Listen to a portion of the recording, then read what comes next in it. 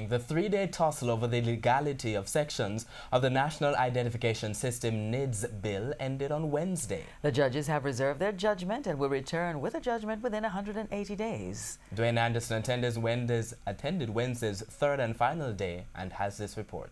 Things got off to a testy start Wednesday morning with Chief Justice Brian Sykes rebuking Marlene Malahoo Fort. The episode stemmed from a comment from the Attorney General. In addressing the judges, Mrs. Malahoo Fort told them to be mindful that other people have rights that must not be infringed on. Incensed, Chief Justice Sykes asked what she meant by judges of the Supreme Court have to be mindful of rights. He said if they as judges needed to know that, they would not be sitting there. He said, "This is insulting. How can you tell us that, unless you think we're absolute idiots?" Now, Justice David Batts and Chief Justice Sykes also questioned how much power was being given to police officers under the NIDS. They pointed to a section that outlines that a judge shall not make an order authorizing a search of the database unless the court is satisfied that the investigative procedures have been done. But for them, it is not clear enough what those procedures are. They said it would be good if police had like steps to follow. For example, step 1, step 2, and step 3 to tick off the investigative process before they go to court requesting a NIDS fingerprint search. The judges feel if this section is allowed to stand, police officers could simply go to court with an application saying he's investigating crimes and he needs to search the fingerprint database.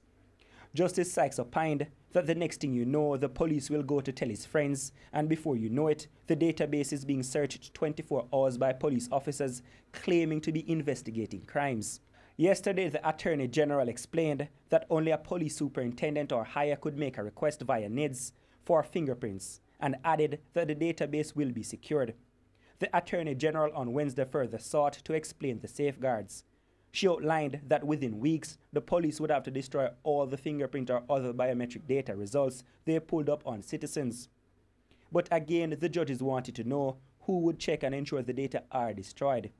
In concluding their arguments, Attorney General Marlene Malahoo Fort says the NIDS will only engage the right to privacy and no other right is being infringed.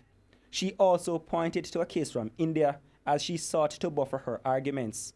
But Justice Sykes dismissed that approach as a grand waste. According to the Chief Justice, that case is irrelevant and had nothing to do with the Jamaican circumstances. Michael Hilton, who represents the opposition, closed with an argument that the NIDS would capture a lot more information about persons than they give, as it will also track things like transactions. Jamaicans are likely to know the future of the system within the next 6 months. Dwayne Anderson, TVJ News.